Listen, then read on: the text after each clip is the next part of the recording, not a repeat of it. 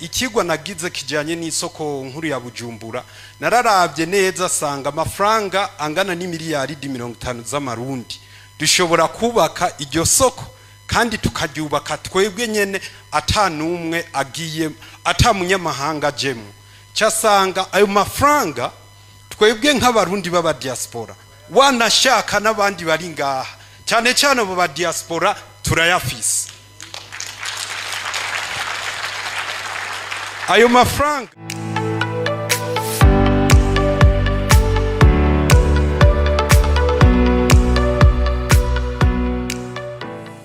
turabaha ikaze bakunzi bacu mudukurikirana kwino mbonesha kure Rise and Shine Burundi nizere ko umwe wese aherereye ameze neza. Iyi ni inkuru nziza, inkuru buri murundi wese yakwifuza kumva, inkuru buri murundi wese yakumvika munezera. Isoko nkuru ya Bujumbura inyuma y'igihe kitari gito ihiye igiye kubakwa. Isoko nkuru ya Bujumbura igiye kubakwa nko bishyikirizwa na Fabrice, igiye kubakwa na diaspora ndundi, diaspora y'abarundi, abarundi baba hanze n'ababa hagati mu gihugu hamwe bufashanya. Mu gihe amenyesha yuko hamwe leta yotanga uruhusa isoko yo kitangura kubakwa ubu vuba cyane.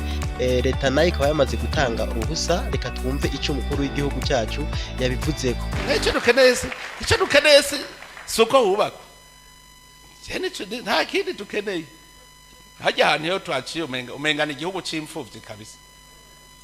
Aratubabaza burya no muri conseil de ministre twese turafise akababaro kabisa. Turosanira abantu bubaka twoba dutomboye kandi nkuko muvyumvira uruhusa rwo kubaka isoko rwamaze gutangwa n'umukuru w'igihugu cyacu cy'u Burundi Evariste Ndayishimiye.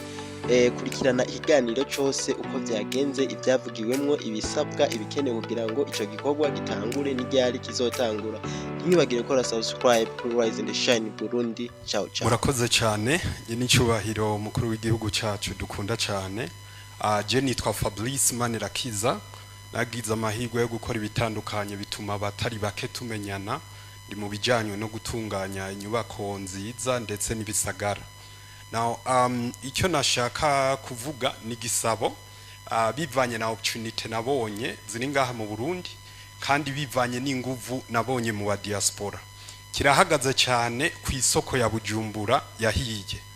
Icyo gisabo nico gusaba ati leta mvyeyi leta nkozi ni dushire muri challenge.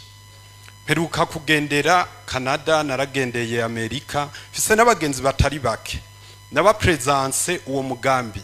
Ndababwira ati mbo sinzi uko nzobishika ko cyangwa sinzi uko nzobivuga, mugabo bivanye nuko aba diaspora hamwe hamuza gusanga taco duhurizako. Nico gitumuza gusanga turabana kure na kure. Mugabo nivyakunda ko ari ikintu twese dufisemo uruhara. Biraza gutuma twungurunani kuko nkuko mwage murabivuga aho ubutunzi bwawe buri niho umutima wawe uba. Havuga ati ikigwa nagize kijanye n'isoko nkuru ya Bujumbura nararavye neza sanga amafaranga angana n'imiliyaridi 50 z'amarundi dushobora kubaka iryo soko kandi tukaryubaka twebwe nyene atanumwe agiye atamunyamahanga jemu cyasanga ayo mafaranga twebwe nk'abarundi baba diaspora wanashaka n'abandi bari ngaha cyane cyane baba diaspora turayafise. Ayo mafaranga nararavye sanga mu kiringo kiri munsi y'amezi 5, mu kiringo kiri munsi perhaps y'amezi 2, ayo mafaranga twoba tuyakwijije. Mu mugambi naciye ngira cyandaraba ati nitwagira urunani, nitwagira kompanyi tugashiramwe imitahe imiliyoni 1 ibihumbi 500, umutahe umuza kugugwa ibihumbi 100 by'amafaranga y'amarundi. Chandavuga ati nk'aba diaspora mube muraharura imitahe mugura. Tumaze kwegeranya amafaranga icyo kigwa kica kinyerekako ama PS twoshira muri iryo soko yoba yababa 1000, at least imwe yopangishwa ibihumbi 800 by'amafaranga y'amarundi cyangwa wanashaka imiliyoni 1 y'amarundi kuko twese turazi hajya muri viru kuno apangishwa. Cyasanga wa muntu yashizemo ibihumbi 100 yaguze wa mutahe w'ibihumbi 100 mu myaka 3 bya bihumbi 100 vyiwe yoba bigaruje. Cyandasimbiza ndavuga ati nitwazosaba leta ibitwemereye ntitwababwira ati iki kibanza ni mukitugabire oya twababwira ati ni mukidutiza imyaka 20 gusa cyanke niyo yoba imyaka 10 reka dufate iyo myaka 20 wa muntu yashizemo ibihumbi 100 inyuma y'imyaka 3 yakuyemo imyaka 18 izobisigaye azoba ari karuyinjiza inyungu ivyo mukuvyiyumvira navuze ati reka tugire umugambi abarundi bonyene bari twe tuwikorera amahanga haguruka zarabi ko tubishoboye tudakeneye ifashanyo kandi dufatire ku mafaranga peyi n'umuboyi akora ahantu quelque part ashobora kuyaronka kugira ntituzoze turumva ngo ijya banke ni ya kanaka ngo kijya gikogwa ni cya kanaka tugira igikogwa cy'abarundi havuga ati rero je n'icyubahiro umukuru w'igihugu muri ivyo vyigwa nagendagira aho natanze akarorero kisoko kandi mu gihe mwotwemerera mwo nashiraho komite ivuga ati reka rero tubaho ruhushe turabe ko ivyo bintu mushobora kubishikako ni nkuko twovuga nkibarabara rija mu Rumonge cyanka hariho hose ibiganiro nagendagira n'aba diaspora bavuga ati twe niyo bofata ibarabara riva ibujumbura rigashika igitega bakavuga ati tugira turibahe nimwegeranya amafaranga ya naya turashobora kwegeranya ayo mafaranga kuko imodoka yose izohaca izoriha no hanze zirariha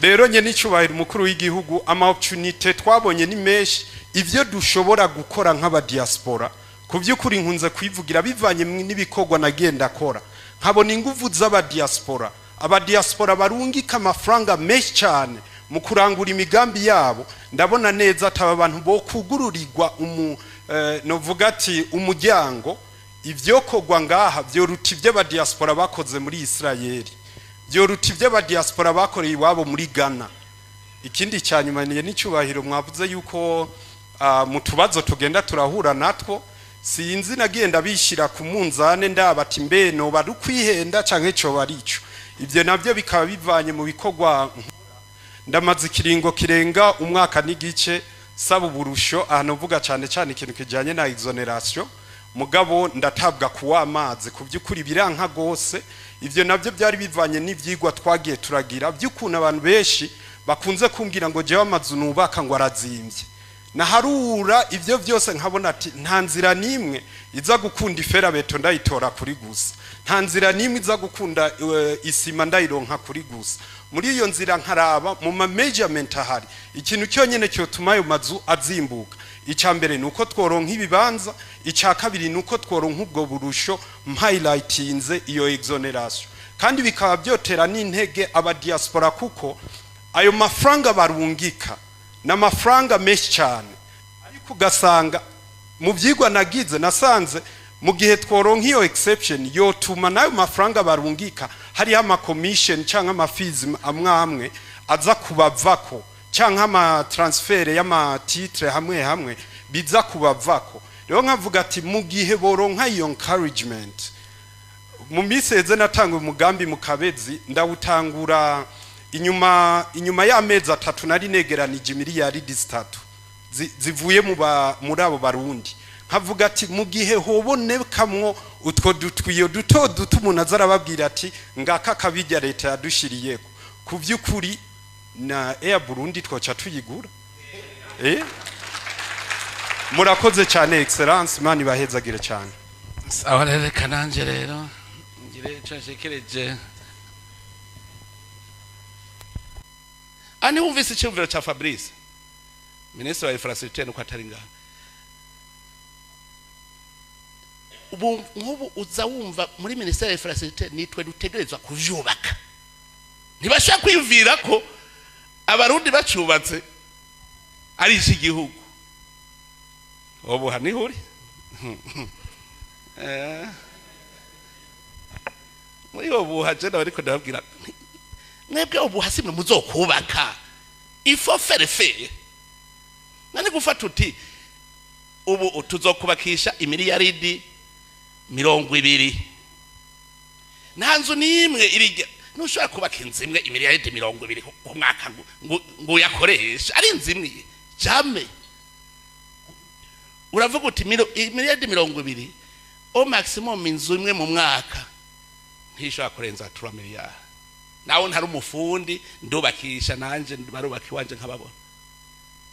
Nukuvuga yuko ufise 20 urashobora kugira inzu zine ama building ane umwaka ukavuga uti ndahejeje shengezeja.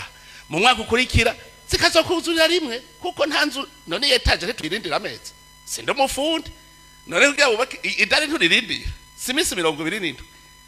None yamahera uri kurayubakisha. Ntaba yicaye. Aba yicaye. No kuvuga nta planification tiko turagira. Cyenkubu yaba sinzi ko mushaka ibintu byose ari neva zobikora. Mugaje nkubu numvise none twoca dufata ko plan mwazejeje. Murazifise. Muri obu hadaze byose twarahejeje byose. Aho hamagara wo muri diaspora uti akirubaka. Leta ikikomereka amajahe. Ha nikomereka. Mugandazi ko bidashoboka. Jewe wanje birashoboka. Mugandazi yuko ko bishoboka niba bikore ndara. N'icyo dukeneye twarahejeje amayetide yose ari ngaha.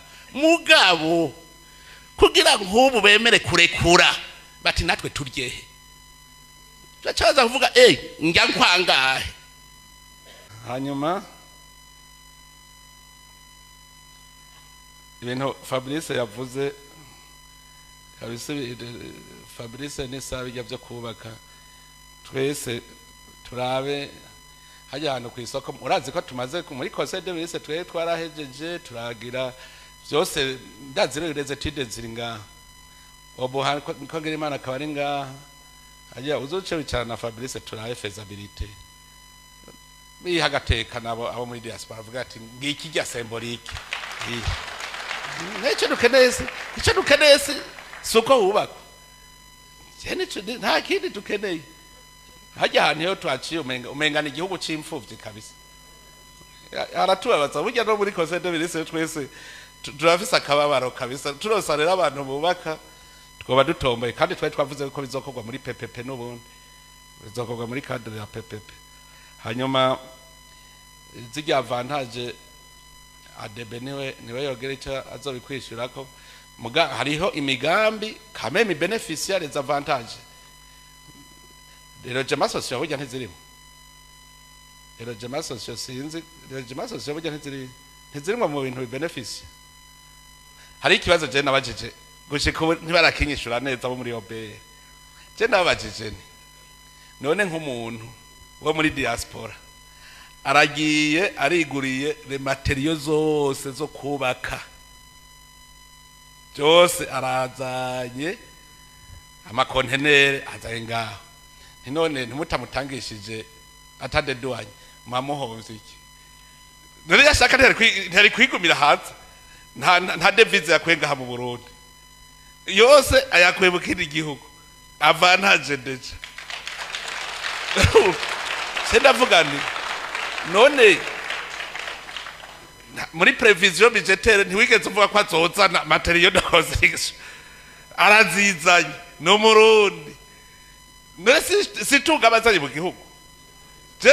Jeravuze nti keshi ntituzi guharura. Oya keshi ntituzi guharura, oya tuvuge logique.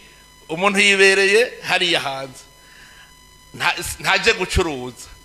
Nitugazanye mu gihugu. Je urazigere navyise. Mbere nababwira igere je keshi ndarezonement nigira simple. Naje ndavyita nti ivyo bifera beto bari ubutare buvuye mu kuzimu ko atamera y'u Burundi nayo twataze. Bibari nk'ubutare buzutse buva mu kuzimu. Izo materiaux de construction.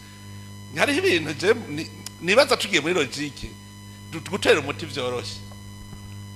Ntuzeye muri finance tuzovyiga neza les avantages kaba muri diaspora baza ikintu bataje gucuruza.